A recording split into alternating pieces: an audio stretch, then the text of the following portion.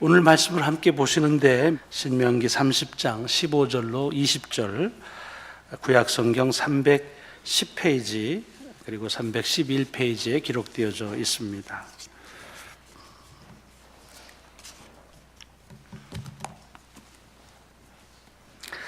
보라, 내가 오늘 생명과 복과 사망과 화를 네 앞에 두었나니 곧 내가 오늘 네게 명령하여 네 하나님 여호와를 사랑하고 그 모든 길로 행하며 그의 명령과 규례와 법도를 지키라 하는 것이라. 그리하면 네가 생존하며 번성할 것이요 또 네 하나님 여호와께서 네가 가서 차지할 땅에서 네게 복을 주실 것임이니라. 그러나 네가 만일 마음을 돌이켜 듣지 아니하고 유혹을 받아 다른 신들에게 절하고 그를 섬기면 내가 오늘 너희에게 선언하노니 너희가 반드시 망할 것이라. 너희가 요단을 건너가서 차지할 땅에서 너희의 날이 길지 못할 것이니라. 내가 오늘 하늘과 땅을 불러 너희에게 증거를 삼노라. 내가 생명과 사망과 복과 저주를 네 앞에 두었은즉 너와 네 자손이 살기 위하여 생명을 택하고 네 하나님 여호와를 사랑하고 그의 말씀을 청종하며 또 그를 의지하라. 그는 네 생명이시요 네 장수이시니 여호와께서 네 조상 아브라함과 이삭과 야곱에게 주리라고 맹세하신 땅에 네가 거주하리라. 아멘. 아멘. 신약의 말씀은 고린도전서 3장 1절로 9절의 말씀입니다.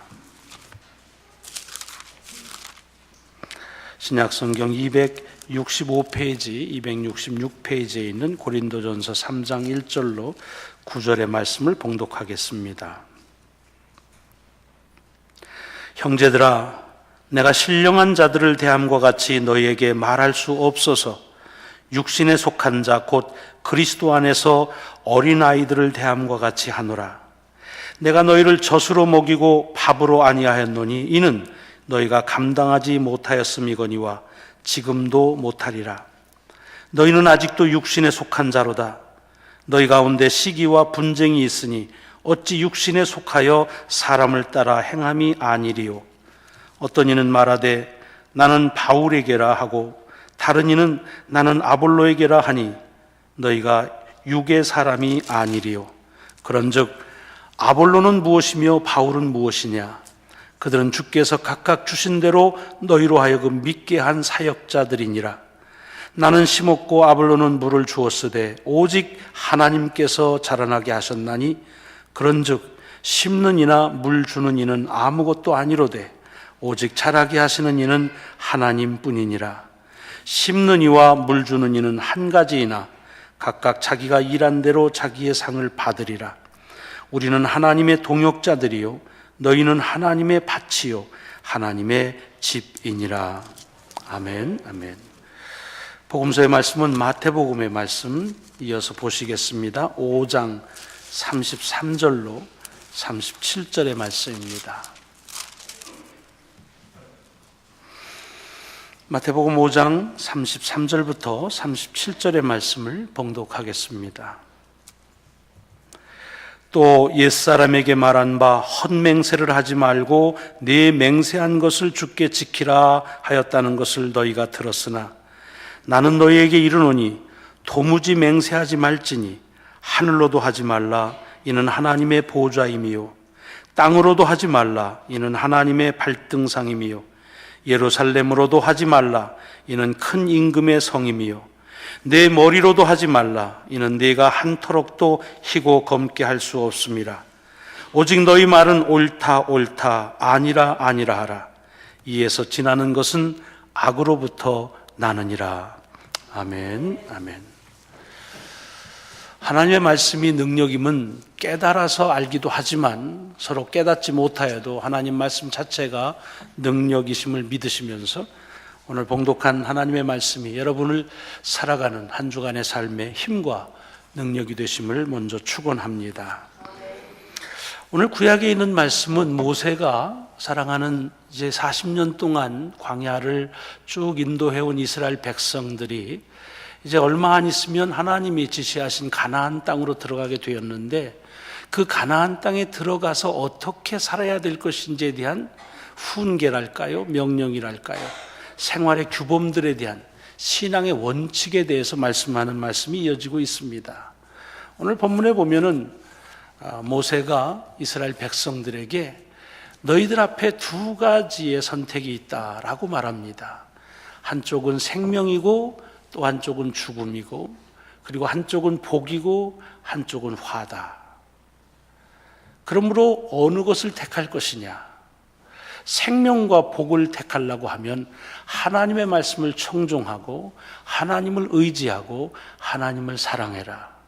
그러나 만약에 우상을 숭배하거나 다른 신을 섬기는 것이 있으면 너희는 화를 자초할 것이고 너희들이 들어가 살 땅에서 오래 거하지를 못할 것이다 라고 하는 말씀을 하십니다. 생명과 죽음, 그리고 복과 화, 이 두 가지를 놓고 어떻게 할 것이냐 하는 것을 종용하는 그런 어투의 말씀이십니다. 여러분이라고 한다면, 그 자리에 있었으면 여러분은 어떤 것을 택하시겠습니까? 물어보나 마나지요. 생명과 죽음인데 고민 좀 해봐야겠습니다. 그럴 분은 안 계십니다. 당연히 생명이지요. 한쪽은 복이고 한쪽은 화다. 글쎄요, 이거 결정이 너무 어렵습니다. 그럴 리가 없습니다. 무조건 복이지요.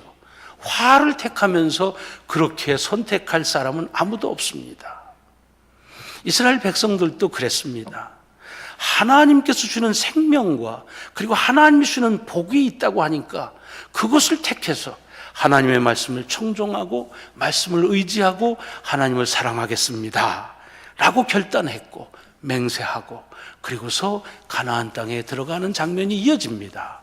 그리고 하나님은 그들에게 약속하신 대로 저들을 생존하게 하시고 복을 주시고 그 땅에서 오랫도록 살게 하시는 축복을 허락하십니다. 그러나 여러분 잘 아시는 대로 이스라엘 백성들이 가나안 땅에 들어가서 이렇게 다짐하고 그리고 선택했지만, 그러나 늘 하나님의 말씀대로 산 것은 아닙니다. 사실 좀 솔직하게 말하자고 한다면 하나님의 말씀에 순종하고 그 하나님을 사랑한 시기보다는 하나님 말씀을 따르지 않을 뿐만 아니라 우상을 섬기고 다른 신을 섬겼던 때가 훨씬 더 많습니다. 그렇다고 한다면 이제 이스라엘 백성들에게서 주어지는 그들의 삶은 그들이 선택한 것을 책임적으로 감당하는 그와 같은 삶을 살 수밖에 없었을 것입니다. 다른 말로 말하자면 하나님의 말씀을 순종하고 산 사람들에게는 그런 시대에는 복을 받았고, 하나님의 말씀대로 살지 못할 때에는 죽음과 화를 당할 수밖에 없었을 것입니다. 근데 우리가 이스라엘 역사를 잘 알지만 꼭 그렇게 역사가 그들이 택한 대로 그렇게 해서 하나님의 말씀을 순종할 때는 복받고 그리고 생명을 얻고, 순종하지 않을 때는 화를 당하고 죽임을 당했느냐? 꼭 그렇지는 않은 것을 우리는 잘 알고 있습니다. 이건 무슨 뜻이냐? 지금 모세가 하나님 앞에서 하나님의 약속을 이스라엘 백성들에게 제시하는 것은 당신들 앞에 두 가지의 옵션이 있으니까 이제 무엇을 택하는 것은 it's up to you. 여러분이 택해야 될 권한이 있습니다. 그러므로 이것을 택하든 저것을 택하든 그것에 대해서 책임적으로 택하고 그 다음에 일어난 일들도 책임적으로 감당하길 바랍니다 라고 하는 선택사항으로 지금 제시하는 것이냐? 그렇지 않다는 것입니다. 왜냐하면 그것은 역사적으로 그렇지 않은 것이 증명이 되었습니다. 만약에 아까도 말씀드렸지만 정말로 그들이 택한 것 때문에 하나님의 말씀을 택해서 복받고 그렇지 않아서 화를 당했다고 한다면 이스라엘의 역사는 아주 오래전에 끝났어야만 합니다. 그렇지 않고 이어져 오고 있다는 것을 우리는 잘 알고 있습니다. 그러니까 이것은 사실 죽음이냐 생명이냐 복이냐 화냐 선택하라는 것이 아니라 복받고 살라는 겁니다. 생명을 택하라는 것입니다. 내 말을 들으라, 나를 의지하라고 하는 아주 간곡한 그리고 절대적인 그런 명령이고 그리고 권고라고 하는 말씀입니다. 그러니까 하나님께서 모세를 통해서 이스라엘 백성들에게 이 말씀을 하는 그 하나님의 의도가 뭐냐? 그것은 인생 너희들의 택함에 있다. 그것이 아닙니다. 전에 어느 한국의 냉장고 회사에서 이런 그 카피를 내건 적이 있습니다. 한 번 선택이 20년을 좌우합니다. 뭐 이렇게 한 번 잘 사야 20년 괜찮다 그 말이죠. 지금 주님께서 말씀하시는 것은 그러므로 선택을 잘해라 라고 하는 의도가 아닙니다. 그것이 아니라 선택은 이것이다. 너희는 복을 선택해야 되고 너희는 생명을 선택해야 되고 너희는 내 말을 들어야 된다 라고 하는 그런 간곡하신 명령을 주께서 모세를 통해서 이스라엘 사람들에게 하고 있다고 하는 것을 우리는 알 수가 있습니다. 여러분들이 부모를 통해서 자녀들을 양육할 때 마찬가지지요. 자녀를 양육할 때 아빠 말 엄마 말 잘 들어라. 그래서 공부를 잘해라고 하면 공부 잘하고 그렇게 공부를 잘해야 나중에 좋은 학교에 갈 수 있다. 근데 you have two options. 아빠 말 들어서 공부를 잘하면 좋은 학교 가고 아빠 말 듣지 않고 공부 안 하면 그렇지 못하다. It's up to you. 이제부터는 네가 하던 거는 네 책임이야. 이제는 나는 상관 안 한다 라고 하면서 아이가 어떻게 하는지를 그냥 지켜보고 있다가 다행히도 공부를 잘해서 가면은 하고 상 주고 공부 못해서 잘못하면은 하고 벌 주고 하는 부모는 없습니다. 왜 그렇게 얘기합니까? 그것은 공부 좀 잘하고 아빠 엄마 말 잘 들어서 그래서 훌륭한 사람 되라고 하는 간곡한 그런 의도, 그 심정이 부모에게 있기 때문입니다. 하나님의 의도도 당신의 백성들을 향해서 마찬가지입니다. 여러분 신명기에 보면 언제나 두 가지를 얘기합니다. 이렇게 하면 복받고 이렇게 하면 망한다. 이것을 제시하는 것은 인생에 가야 될 두 가지의 길이 있다는 것이 아닙니다. 한 길은 반드시 가야 되는 길이고 한 길은 반드시 가면 안 되는 길이기 때문에 가면 안 된다고 하는 것을 주의해서 주시는 말씀인 것입니다. 여러분 이스라엘 역사라고 하는 것은 결과론적으로 보는 역사관입니다.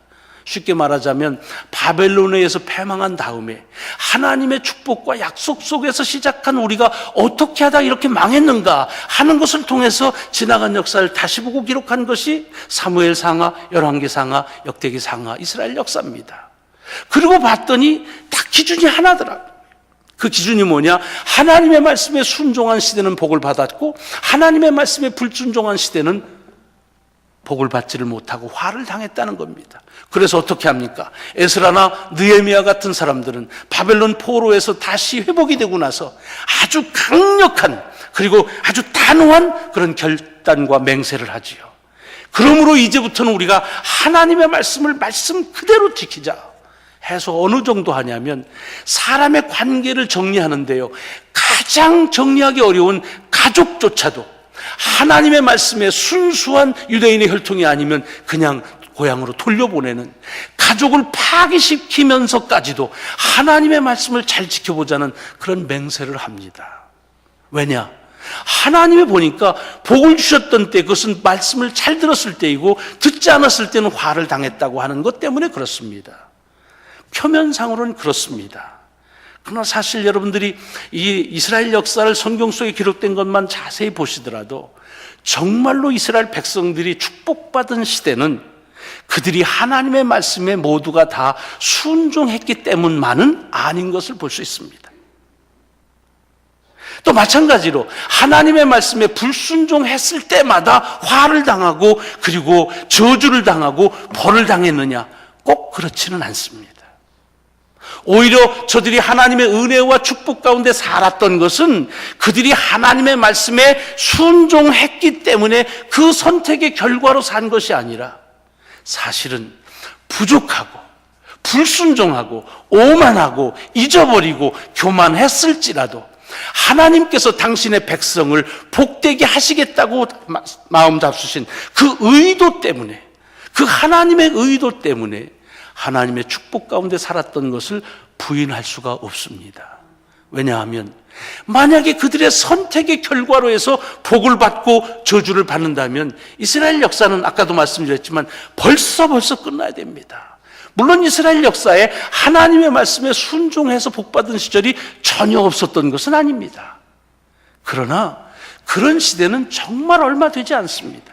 오히려 그것보다는 비교할 수 없을 만큼의 역사가 무엇입니까? 하나님의 말씀에 순종하지 않고 우상 숭배하면서 지냈던 시대가 더 많습니다. 그럼에도 불구하고 하나님은 여전히 저들을 축복하시고 복 주시고 그리고 은혜 가운데 머물게 하셨다는 것입니다. 그 이유가 뭐냐? 그것은 이제부터는 하나님의 말씀을 잘 지키자고 맹세한 그 맹세의 결연한 때문도 아니고, 그리고 이제는 잘 해보고자 하는 다짐하는 다짐의 그 확고함 때문이 아니라, 결연하고 확고한 것이 있다고 한다면 그것은 하나님께서 당신의 백성과 자녀를 복 주시겠다고 작정하신 그 하나님의 의도의 결연함, 그 하나님의 의도의 확고함 때문이라고 그렇게 말씀을 드릴 수가 있습니다. 여러분, 이스라엘 역사는 그러므로 하나님의 은총의 역사였습니다. 물론 하나님의 말씀대로 잘 사는 것이, 사실은 그런 역사의 은총을 경험했으면 더 잘 살아야 되는데 이스라엘 역사를 보면은 더 잘 못 살았거든요. 아니, 그런 역사를 경험하지 않은, 축복을 경험하지 않은 다른 민족과 크게 다르지 않았습니다. 왜 그랬을까요?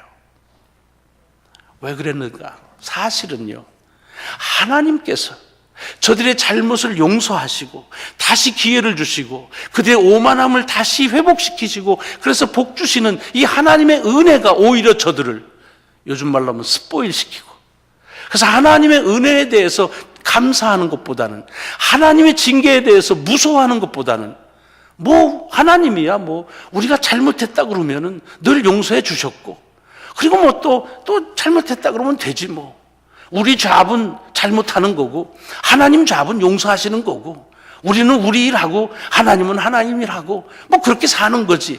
이건 과격한 표현이긴 합니다만은 사실은 그런 하나님의 은혜 때문에 오히려 하나님의 은혜 가운데 살지를 못하는 경우가 참 많았던 것을 봅니다. 그러면 하나님께서 그 규정과 규범을 보면, 하나님의 율법을 보면요, 얼마나 사람들에 대한 배려를 하시는지 모릅니다. 일테면은 살인하지 말라 그랬습니다. 그리고 살인하면 너도 죽으리라, 그게 말씀입니다. 근데 레위기를 잘 보십시오. 살인하면 죽으리라고 하는 말씀 가운데 그 다음 많은 항목이 붙는데 그게 다 예외 규정입니다. 살인하면 죽지만 이런 경우는 예외다, 이런 경우는 예외다, 예외다, 예외다. 뭡니까? 어떻게 해서든지 하나님의 백성들로 하여금 하나님의 축복에서 벗어나지 않고 살게 하시기 위한 하나님의 배려십니다. 은총이십니다. 그런데 이스라엘 백성들은 그런 배려와 은총을 어떻게 했냐면, 이렇게 해도 또 예외가 될 수 있으니까 라고 하는 것으로 자기의 잘못을, 그것을 합리화하는 도구로 삼았다는 것입니다. 부모를 공경하라, 공경하지 않는 자는 죽이리라 그랬습니다. 그런데 그 다음 또 나옵니다. 예외가 있습니다. 그 예외 중에 하나가 뭐냐면, 하나님을 섬기기 위해서 부모를 공경하지 못하면 예외였습니다. 그럼 마태복음에서 주님이 그것 가지고 바리새인들을 신랄하게 비판하는 말씀이 있습니다. 그런데 너희들은 그것을 어떻게 이용하느냐? 부모에게 하기 싫은 것을, 마치 그것을 부모에게 하기 싫어서 안 하는 게 아니라 하고는 싶지만 내가 하나님을 섬겨야 되기 때문에 하는 수 없이 부모에게 섬기질 못합니다. Excuse me, 실례합니다 라고 얘기한다면 그것은 참으로 가증한 것이라는 얘기입니다. 여러분, 이스라엘 백성들이 하나님의 은총을 계속적으로 받으면서 그 안에 살면서도 왜 하나님의 은혜 가운데 머물지를 못했는가? 그것은 오히려 역설적으로 말하자면 하나님의 은총 때문이라는 것입니다. 여러분, 이것이 이스라엘 역사에만 제한된 말씀인가요? 그렇지 않습니다. 우리는 어떻습니까? 여러분, 어떻습니까? 우리에게도 하나님은 동일한 그런 말씀을 하십니다. 내 말을 듣고 내 말에 청종하고 나를 사랑하라. 네가 복되게 될 것이다. 내 말을 따르지 아니하면 네게 화가 미칠 것이다. 여러분, 그렇지 않습니까? 그래서 어떤 일을 하면 어때요? 하나님께서 내게 복을 주셨다 라고 하면서 은근히 내 크레딧을 챙기려고 할 때가 있잖아요. 그래, 내가 이렇게 하나님 말씀에 부족하지만 자르려고 하니까 이렇게 축복을 주셨다. 그러기도 하고 또 다른 사람에게도 그래요. 집사님 그렇게 하시니까 하나님이 복 주시지 부러워 뭐 그럽니다. 반대는 어떻습니까? 우리에게 어떤 재앙이 오고 문제가 생길 때 뭐라 그러죠? 내 속에서 하나님께서 나를 치시는 것이다. 물론 그렇게 생각하는 것조차도 쉽진 않지만 그러면서 어떡합니까? 나는 맞아도 라고 생각을 합니다. 여러분, 우리에게도 만약에 하나님께서 복과 화를, 생명과 죽음을, 상과 벌을 선택사항으로 주시고 It's an option. 그리고 선택은 너희 것이다. 네가 어떻게 선택하든지 그 선택의 결과는 책임적으로 감당하고 살아가라. 상을 택하면 상 줄 것이고 벌을 택하면 벌을 줄 거다. 그런 선택으로 우리 주신 말씀이 아니라는 것이 너무나 확증되지 않습니까? 지나간 삶을 보만 하더라도, 아니 지금 우리가 살고 있다고 하는 이 사실만 보더라도 우리에게 있어서 살고 있다는 사실이 하나님의 배려와 하나님의 은총이라고 하는데 누가 부인하겠습니까? 그러므로 우리들이 우리 스스로를 속이지 말아야 될 것은 하나님의 말씀에 잘 순종하고 따라야 되지만 그것 때문에 내가 복을 얻는다고 생각하지 마십시오. 그러면 하나님의 말씀을 순종하지 않을 때 미칠 죄와 그리고 벌과 그리고 죽음은 모면할 길이 없습니다. 여러분, 하나님 앞에서 우리가 맹세를 많이 하잖아요. 어떨 때 아닙니까? 결연할 때, 각오를 생각할 때, 이제는 다시는 이런 일을 하지 않겠습니다. 절대로 맹세합니다 라고 얘기합니다. 그것은 하나님을 향해서 내가 이제는 당신의 말씀을 순종하겠습니다는 결연한 태도입니다. 에스라를 통해서 이스라엘 백성들이 아까도 말씀드렸지만 바벨론 포로 이후에 돌아와 가지고서 그래서 결연한 맹세를 합니다. 다시는 주의 길을 떠나지 않겠습니다. 그러나 어떻습니까? 이스라엘 백성들이 그런 것처럼 우리의 맹세는 헛맹세가 되어버린 경우가 얼마나 많습니까? 그래서 오늘 본문 복음서에 보면 주님이 이런 얘기를 하십니다. 사람들은 말하기를 헛맹세하지 말고 맹세한 것은 잘 지켜라 라고 얘기합니다. 그러나 여러분, 맹세를 할 때 헛맹세하겠다고 하는 사람은 많지 않습니다. 정말 각오를 다짐하면서 그렇게 살고 싶은 마음으로 하지요. 근데 주님은 거기에 한 걸음 더 나가서 뭐라고 그러십니까? 맹세하지 마라. 하늘로도 땅으로도 예루살렘 성으로도 네 머리로도 하지 마라. 그냥 하나님의 말씀엔 예라고 하든지 아니면 아니라고 하는 것으로 족하다. 무슨 말씀입니까? 여러분, 이스라엘 백성들의 역사를 보면 하나님 앞에서 swear, 내가 맹세한다고 할수록 그때는 사실 하나님 앞에 더 가까이 가는 그런 자신들의 결단의 표현 같지만 이미 그때는 하나님의 말씀에 예하기가 어렵거나 그 예 때문에 하지 못해서 넘어졌거나 그 예를 하지 못해서 오는 여러 가지 정황 속에 빠져 있을 때입니다. 그래서 이제는 다시 그러지 않겠습니다라고 하는 장황한 설명과 맹세를 했던 것을 봅니다. 이게 이스라엘 백성들만 그렇습니까? 우리는 어떻습니까? 절대로 하지 않겠다는 말 절대로 하지요.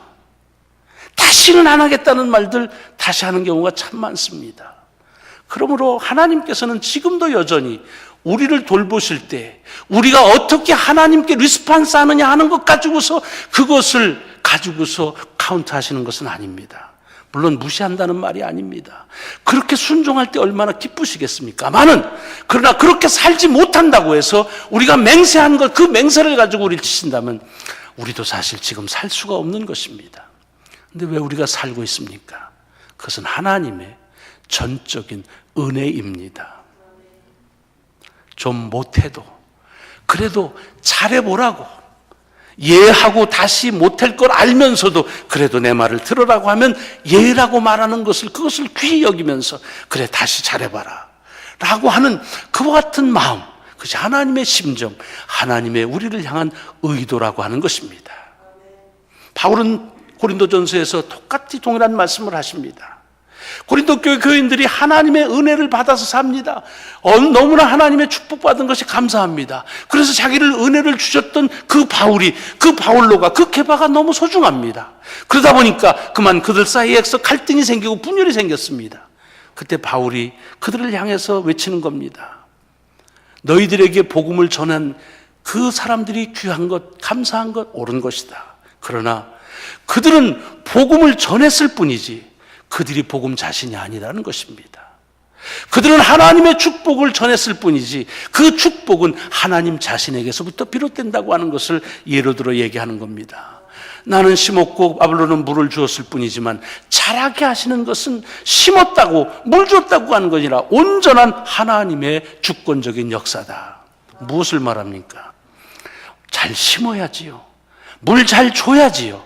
그러나 조금 잘 못 심어도 물을 조금 잘 못 줘도 역시 자라게 하시는 주권적인 역사는 식물 가운데서만이 아니라 우리의 삶에서도 지속된다고 하는 것입니다. 우리가 하나님 말씀을 잘 순종해야 됩니다. 그래서 이해해야 됩니다. 그러나 그것 때문에 잘 지키겠다고 하는 것으로 맹세하지 말라는 것입니다. 왜? 맹세는 악으로부터 나온다고 그랬습니다. 여러분, 이 말이 잘 이해가 안 되실 수도 있습니다. 맹세라고 하는 것은 오히려 선함에서부터 나온 것이 아니냐. 주님은 그렇지 않다고 말합니다. 네가 예라고 하는 것만으로도 족하다고 생각하지 못하는 그것이 악하다는 것입니다. 그냥 나는 너한테 예, 이 말만 듣고 싶은데 그냥 따르겠습니다. 순종하겠습니다. 이것이면 족한데 뭐 그게 장황한가?